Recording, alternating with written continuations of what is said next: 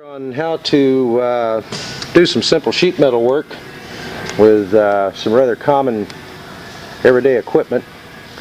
Doesn't really require anything fantastically complicated. What I'm focusing on here right now, I'm going to zoom back, is a little sheet metal brace made out of a common vise with just some 1/4 inch thick aluminum jaws. And what I was getting ready to do here is to file down a piece of aluminum. We just rough cut with a pair of shears. I'll see if I can get zoomed in here where we can see what we're doing. I'll get up there and do it. This is just a piece just cut off with a set of shears, and you don't have a regular sheet metal shear. I mean, this was cut with this type, and just get you a big old body file or something like this, and lay it on top. Watch you don't cut yourself, and just kind of draw along like this. Now this little vise is real handy. The jaws are smooth, it doesn't bend or bend aluminum, and also we got two different radiuses made into the jaws so that we can actually set with a hammer and use it like a little small sheet metal brake. What I'm making here is a piece to go in my airplane, which will be covered up with a piece of upholstery by the time you see it flying, and it's floor for the hat shelf. It's putting the 4-place Grumman hat rack in the back, which is part of one of our STCs, or actually a couple of our STCs. But anyway, this is getting work done pretty good. I've still got a little low area right in here I'm trying to get out. That takes it down pretty quick. Tap it every once in a while in there to clean it out.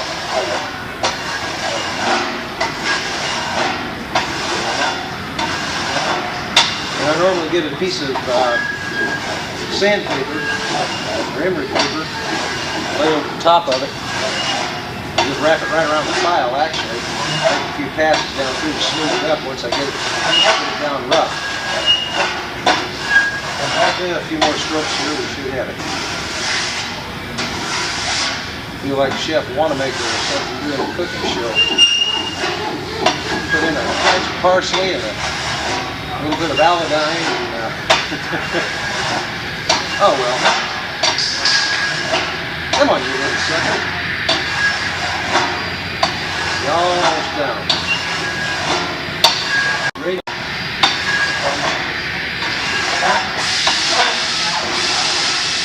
Okay, we're going to be working this into several other areas. You want to be real careful when you're doing this, kind of get the edges around it, because it does make it pretty sharp. Really the last of the present.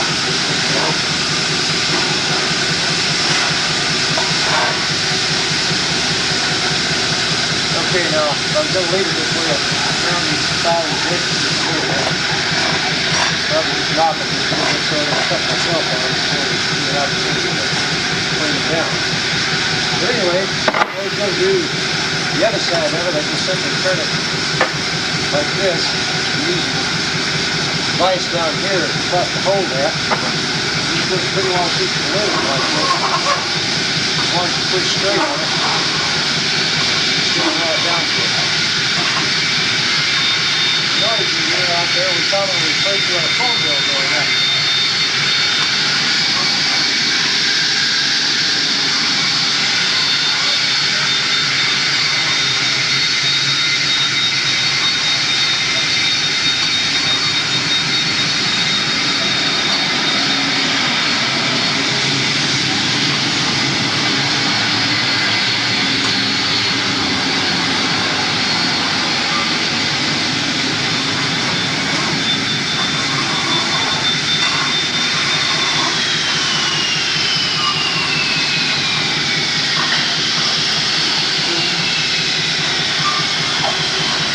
Probably hear me again.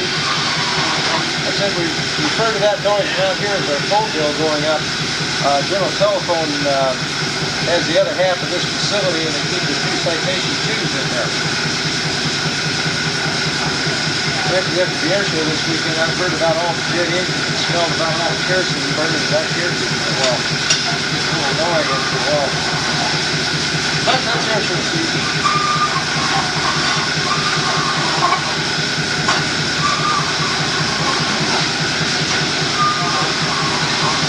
There's one little bobble in here I'm trying to get out. Other than that, this thing comes out smooth.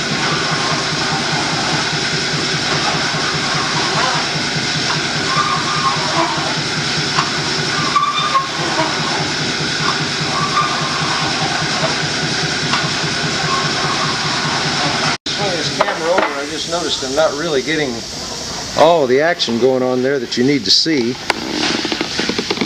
Swing it around just a tad, zoom it back some so you can really see what all is going on. Notice here in the background, some other crew over there working on my airplane. I'll pan around and take a picture of that thing. This is Tuesday, July 24th, by the way, at 4:28 in the afternoon. You'll never believe that airplane's going to leave here morning after next. But it will.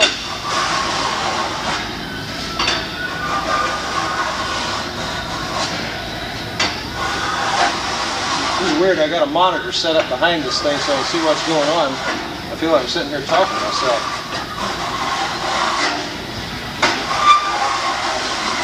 You can't go too fast with this file or it'll jump on me and that's that.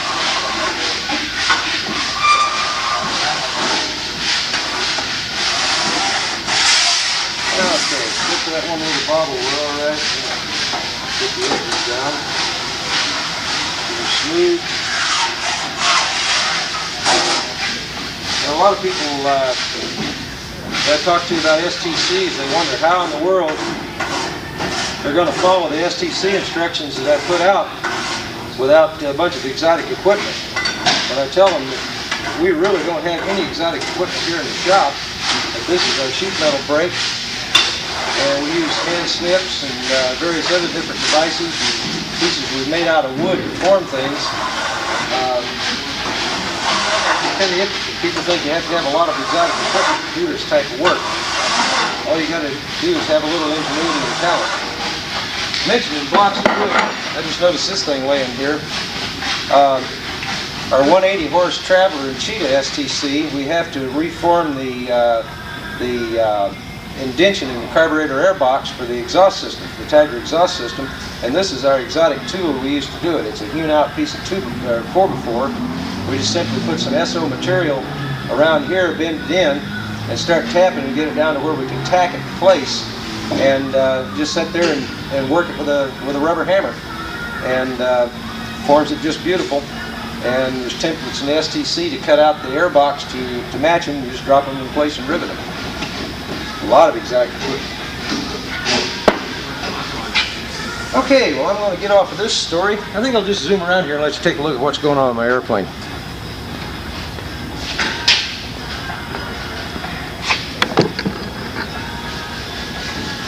Get a tour of the Ameromod shop here. Well, let's see if we can focus this thing down. Get the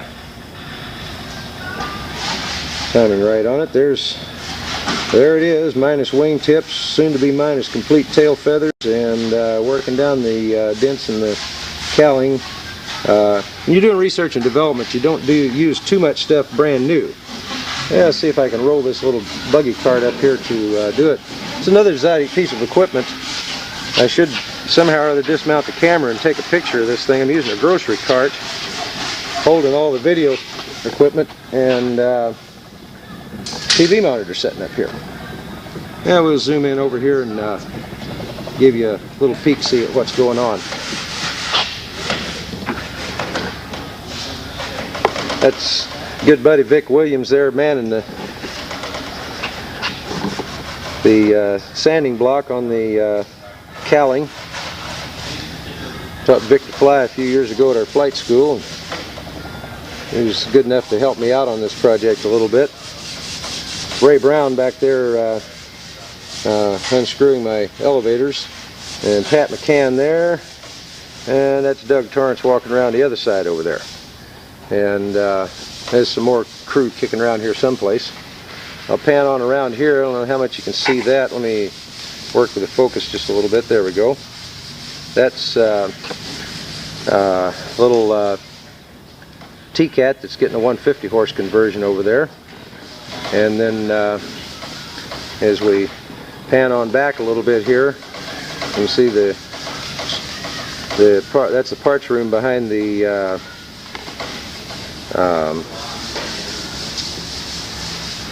sign there hanging up, and room into the parts door. And we've got a two-story office little complex we built in here, and downstairs is our lobby and parts desk.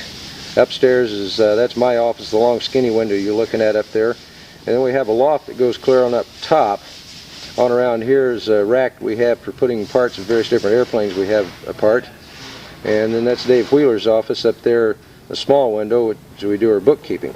I'll pan this on up, and up behind that valance up there is a storage area. You can see the ladder. See if I can zoom in on that ladder where we go up to the top. And then that big door opens in there into the thing. We set this up. It's a storage area. Eventually we'll enclose that area above there, above the parts room, into an office. Then there's a door there going over into the other hangar. But right now we've got a area in the end of this one that opens up so we can lift stuff up and down with the forklift. And rack over there to put propellers on and what have you. And then as we come on around here, we've got Ralph Molyneux's airplane, which we've had some pictures of, and the bench area back there of the shop. We got about 5,000 square feet in this bay, and then another one just like it on the other side. Okay, well, I'm going to go back and finish working on my airplane now. If I see anything else interesting to show you, I'll probably do it here in just a little bit. Maybe.